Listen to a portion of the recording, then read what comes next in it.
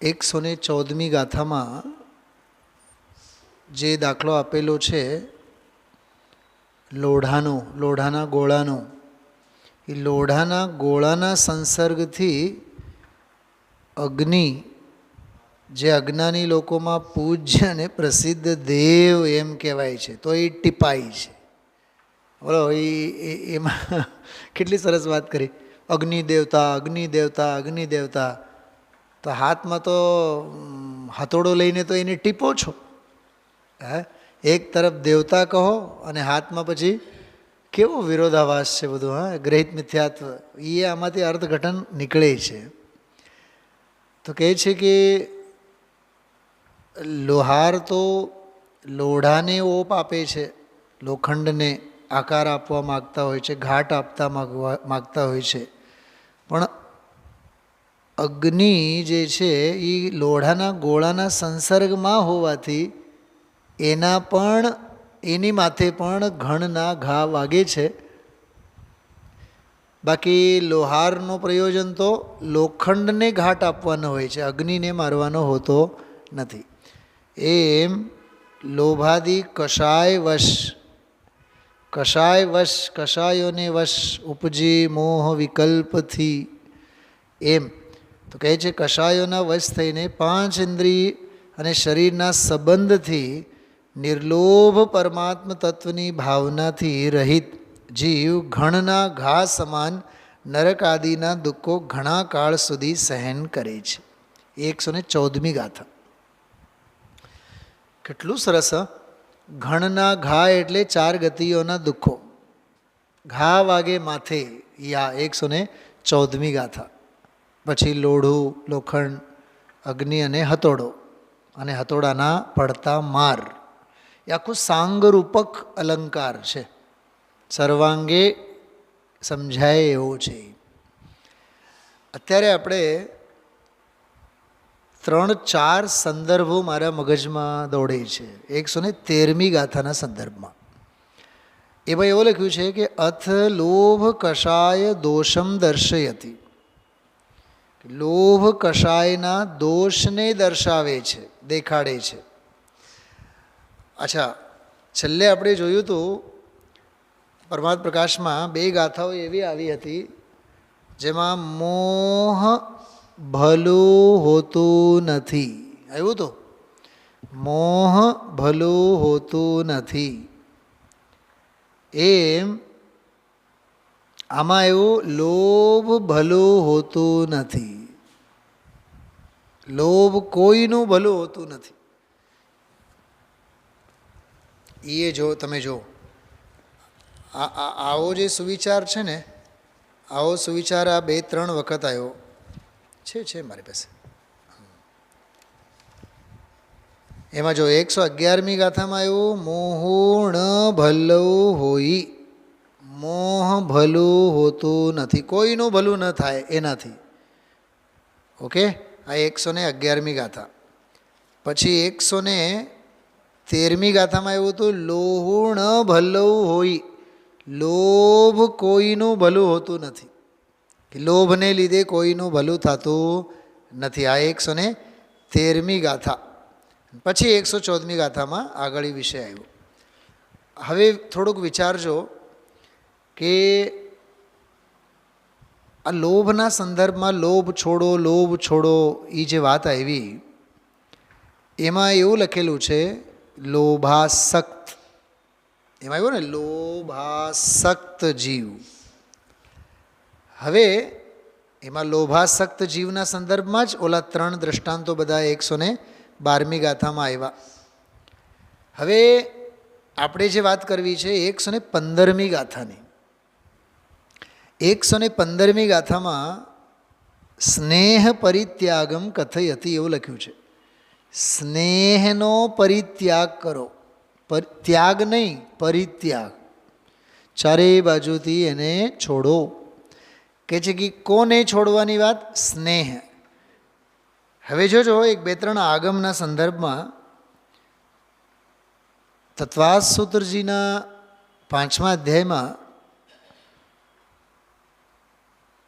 અજીવ દ્રવ્યોનું વર્ણન કરતા અને 8મા અધ્યાયમાં બંધ તત્વની વાત કરતાં, બંધ કેમ થાય એની વાત કરતાં એક વાત લખી, સ્નિગ્ધ વૃક્ષત્વાત બંધ. સ્નિગ્ધ અને વૃક્ષ પરિણામોને લીધે બંધ થાય છે. ઓલા પૂદગલના પરિણામો, હવે ત્યાં સ્નિગ્ધ શબ્દ વાપર્યું છે. તો સ્નિગ્ધ, તો આમાં પણ એ શબ્દ છે સ્નેહ. તો સ્નિગ્ધતા, ચિકાશ. સવારે આપણે વાત કરી હતી, જળમાં ભીનાશ છે, તેલમાં ચિકાશ છે. જળને રજ ચોંટે નહીં, પણ તેલને ચોંટે. બંધ અધિકાર સમયસારજીમાં વ્યાયામ કરનારા મલ્લોનો દાખલો આપેલો છે. મર્દન કરીને, તેલ વડે મર્દન કરીને જો એ અખાડામાં કુસ્તી રમે, કુસ્તી કરે, તો આખું શરીર રજથી ખરડાય જ. અને તેલ મર્દન કર્યા વિના જો એ અખાડામાં રમે, ગમે તેટલું રમે, શરીરને રજ ચોટે નહીં. બરાબર, કુસ્તીનો દાખલો આપેલો છે બંધ અધિકારમાં, સમયસારજીમાં. તો એક તો બોલો સ્નિગ્ધ વૃક્ષત્વાત બંધ, ચિકાશથી ચોંટે. મને યાદ આવે છે કે ગુરુકુલમાં ડાસ મચ્છર હોય ને, એક બીજી પણ હોય ને, નાની નાની નાની જે બહુ જ ઉડે, ઉડ ઉડ ઉડ ઉડ કરે, શું કહેવાય એને? હા, મચ્છરી સાવ નાની નાની હોય ને. હા, બહુ બારીક બારીક બારીક, બહુ ઉડે માથે. તો ગુરુકુલમાં બહુ થાય ચોમાસાના દિવસોમાં વગેરે. તો અમારા ગુરુજી એક ઉપાય કરે. હજુ એસી અને પંખા તો કાંઈ હતા જ નહીં. અમે તો 12મા ધોરણ સુધી પંખા જ અમારે નસીબમાં હતું નહીં, પંખોય નહીં. એસી અને કુલરના તો એ તો બહુ દૂર. પંખા વગર જ રવજીભાઈ કહું છું, ધનજીભાઈ, તો અમારા ગુરુજી શું કરે કે ઓલા બહુ ઉડે ને, તો એ કંઈક કાગળ લઈ આવો, પછી છોકરાઓ પાસેથી માથે લગાડવાનું જે આપણું કોપરેલ તેલ હોય ને, એ તેલમાં કાગળને બોળે, ભીનું કરે, અને એને ક્યાંક બારી બારણા આગળ મૂકી દે. ઓલા આવીને બેહે ને ત્યાં જ ચોંટી જાય. પોઈન્ટ શું કહું છું? તેલથી રજ અને ઓલી નાની નાની કીડીઓ પણ બધી ચોંટી જાય. મેં સવારે એક બહુ સરસ વાત કરી હતી, થોડાક શુષ્ક થાઓ. અધ્યાત્મને તત્વના સંદર્ભમાં તો ભીના રહો, અધ્યાત્મની ભીનાશ ચિકાશ રહેવા દો. તત્વ રુચિની ચિકાશ તો હોવી જ જોઈએ, તો જ આ તત્વજ્ઞાન ચોંટશે, નહીં તો આ તત્વજ્ઞાન નહીં ચોંટે. પણ રાગ અને કષાયની બાબતમાં, લોક સંપર્કની બાબતમાં, સામાજિક પ્રવૃત્તિની બાબતમાં થોડીક શુષ્કતા આપણામાં જરૂરી છે, રસહીનતા જરૂરી છે. સમજાણું શું કીધું? હા, કેમ કે તમે બહુ રસ લેતા થાઓ તો બધાએ આવીને ચોંટશે. અને સંસાર પ્રત્યે ઉદાસ નથી કહેતા આપણે, તો સંસાર પ્રત્યે ઉદાસ એટલે શું? ઉખડી જાઓ, શુષ્કતા સેવો. સંસારમાં રસ છે નહીં, પ્રવૃત્તિમાં ક્યાંય રસ છે નહીં, ક્યાંય લપમાં પડોમાં રસ ન લો. એમ જે કહીએ ને, ઈ જા તમે નિરસ થઈ જાઓ, જગત માત્રથી ઉદાસ થઈ જાઓ. દાસ ભગવંત કી ઉદાસ રહે જગત સો, સુખિયા સदैव ऐसे जीव समकिती हैं. ઉદાસ ઉદાસ ઉદાસ. અને કૃપાળુદેવની ભાષામાં કહીએ તો સાતા કી સહેલી અકેલી ઉદાસીનતા. બોલો, ઉદાસીનતા. કશાય વિહીન થાવ, રાગહીન થાવ, નિષ્કષાય થાવ, નિર્લોભ થાવ. સ્નિગ્ધતા બંધને નોતરે, સ્નિગ્ધતા બંધને નોતરે. કષાયની ભીનાશ, કષાયની ભીનાશ, કષાયની ચિકાશ એ કર્મોના પહાડને ઊભું કરે. એટલે આ ગાથા બહુ જોરદાર છે કે હે યોગી, તું સ્નેહને છોડ, કેમ કે નેહું ન ભલવું હોય, જો આમાં પણ આવ્યું, સ્નેહ ભલું હોતું નથી. 3 આવ્યા, 3. 115મી ગાથામાં આવ્યું નેહું ન ભલવું હોય, સ્નેહ ભલું હોતું નથી. 113માં શું આવ્યું? લોહું ન ભલવું, લોભ ભલું હોતું નથી. અને 111માં શું આવ્યું? મોહ ન ભલું.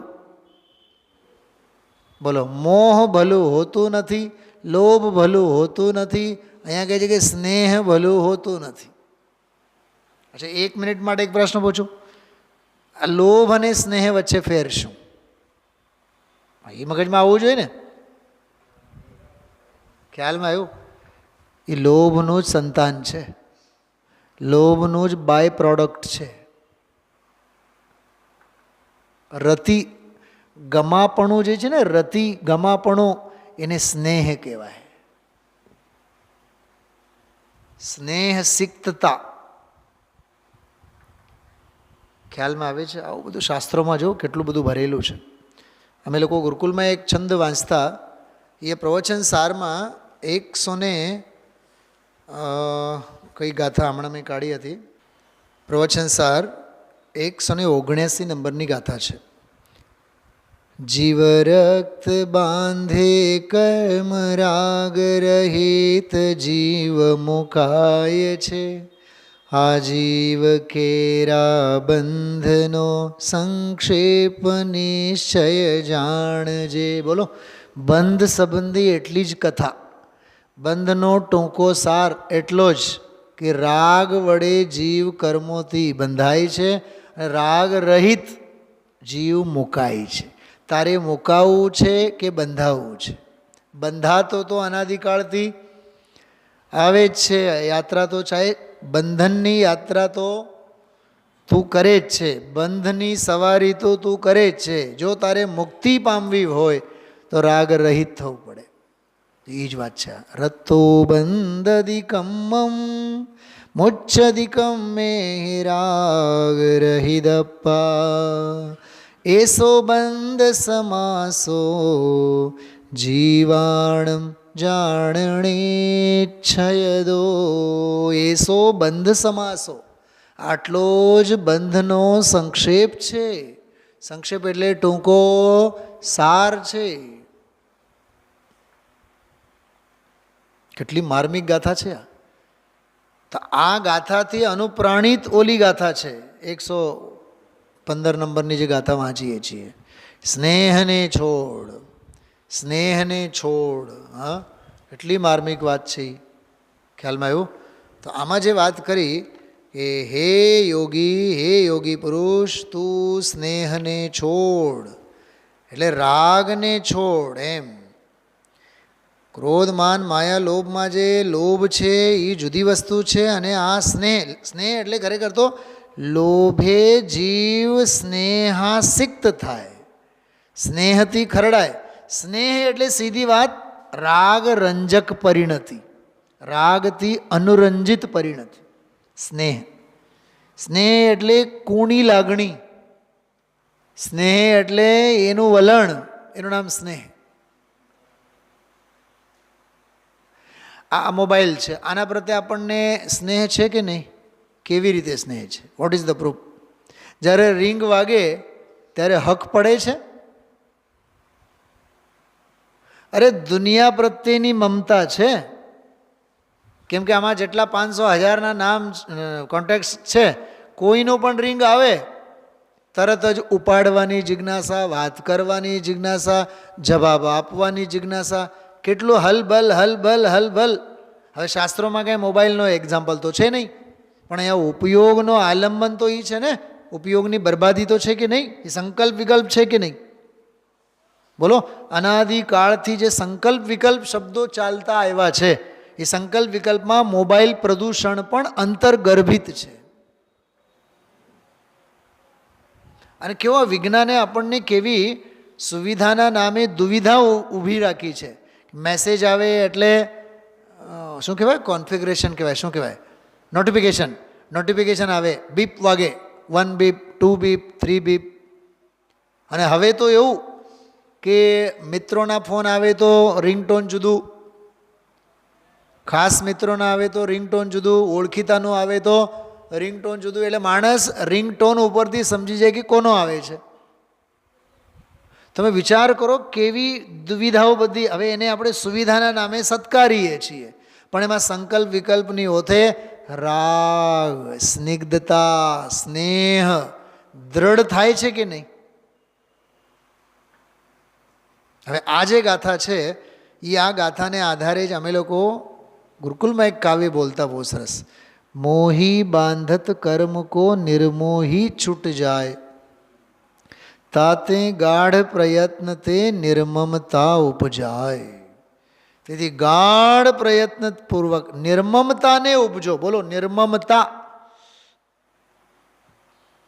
સાચું કહું, જગત પ્રત્યે નિર્મમ થવું પડે તો જ જગતથી છૂટી શકાય. સંયોગોથી, સંસારથી, જગતથી નિર્મમ થવું પડે. સિદ્ધચક્ર મંડળ વિધાનની ભાષામાં કહું તો નિર્દયી થવું પડે. સિદ્ધ ભગવંતોના આનંદ ગુણોમાં એક ગુણ છે નિર્દય ગુણ સંપન્ન. એને કોઈ દયા માયા ખાધી નહીં સંસાર પ્રત્યે, કર્મો પ્રત્યે. અરે પરમાત્મા પ્રકાશમાં એવું છે, અનાદિ બંધુ પ્રત્યે તમે નિર્દય છો. બોલો, સમ્યક દૃષ્ટિ જ્ઞાની કેવા? અનાદિ બંધુ શત્રુને નાશ કરે છે, કહે છે નિર્દય થઈને. તમારા જેવા કોઈ નિર્દય નથી. થવું જ પડે, આકરા બનવું પડે. મોહી બાંધત કર્મ કો નિર્મોહી છૂટ જાય, થાતે ગાઢ પ્રયત્ન સે નિર્મમતા ઉપજાય. ખ્યાલમાં આવ્યું? આવું આ સરસ રાગ નહીં, સ્નેહ નહીં, સર્વથી મુક્ત થાવ, સ્નેહને છોડો. કેમ કે સ્નેહને લીધે તો જીવ બંધાય છે. હા, એ પછી સ્પર્શનેન્દ્રિયની વાસના હોય, રસનેન્દ્રિયની વાસના હોય, ગમે તે હોય, પણ કશાય ક્લેશની સ્નિગ્ધતા, ગૃદ્ધતા જો છે તો જીવ બંધનને પામે પામે પામે અને પામે. આવી રીતે આમાં રાગ રહિત વૈરાગ્ય, રાગ રહિત વીતરાગતાની અદ્ભુત પ્રેરણા આપણને આચાર્ય મુનિ ભગવંતોએ આપી છે.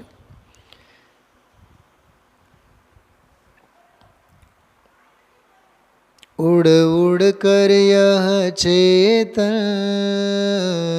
ગતિ ગતિ में जाता है, रागो में लिप्त सदा.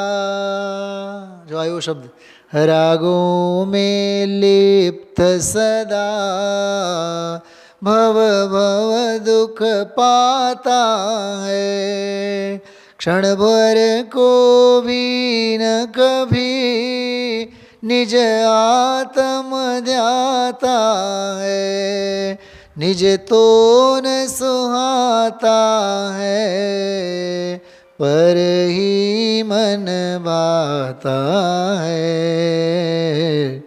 यह जीवन बीत रहा झूठे संकल्पों में, कितने भव बीत चुके संकल्प विकल्पों में,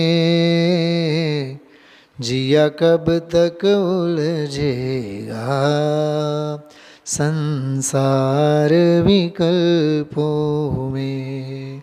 कितने भव बीत चुके संकल्प विकल्पों में, जिया कब तक उलझेगा સંસાર વિકલ્પો મેં. બહુ ટૂંકી અને અત્યંત માર્મિક ચર્ચા આપણે કરી છે. સ્નેહને છોડો, કેમ કે સ્નેહ એટલે ચિકાશ, રાગ એને લીધે જ બંધન છે. પુરુષાર્થ શુદ્ધિપાયના સંદર્ભની વાત હું કરતો હતો. જેટલા અંશમાં રાગ છે એટલા અંશમાં બંધન છે, અને જેટલા અંશમાં સમ્યક દર્શન દર્શન છે એટલા અંશમાં અબંધ છે. જેટલા અંશમાં રાગ છે એટલા અંશમાં બંધન છે, જેટલા અંશમાં જ્ઞાન છે એટલા અંશમાં અબંધ છે, જેટલા અંશમાં રાગ છે એટલા અંશમાં બંધ છે, જેટલા અંશમાં ચારિત્ર છે એટલા અંશમાં અબંધ છે. 3 ગાથાઓ છે. દરેકમાં શ્રદ્ધા, જ્ઞાન, ચારિત્ર ત્રણેયના વિભાવ ભાવના સંદર્ભમાં રાગ શબ્દનો જ પ્રયોગ કરેલો છે. શ્રદ્ધાનો દોષ ઈએ રાગ, જ્ઞાનનો દોષ ઈએ રાગ, ચારિત્રનો દોષ ઈએ રાગ. બોલો કેટલું સરસ. એવી રીતે આ આખું આ સરસ પ્રકરણ. મૂળ ભાવ એટલો જ છે, મોહી બંધાયા વિના રહે નહીં, નિર્મોહી છૂટ્યા વિના નહીં રહે. એટલે સંસાર શરીર ભોગો પ્રત્યે રસ ન ધરાવતા ઉદાસીનતા ધારો, સર્વભાવથી ઔદાસીન્ય વૃત્તિ કરી, માત્ર દેહ તે સંયમ હેતુ હોય જો, અન્ય કારણે અન્ય કશું કલ્પે નહીં, દેહે પણ કિંચિત મૂર્છા નવ જોય જો, એવો અપૂર્વ અવસર ક્યારે આવશે. આવી સરસ વૈરાગ્યની વિરક્તતાની પાવન પ્રેરણા આપણને આ ગાથાઓ આપે છે. ઓમ નમઃ સિદ્ધેભ્યઃ.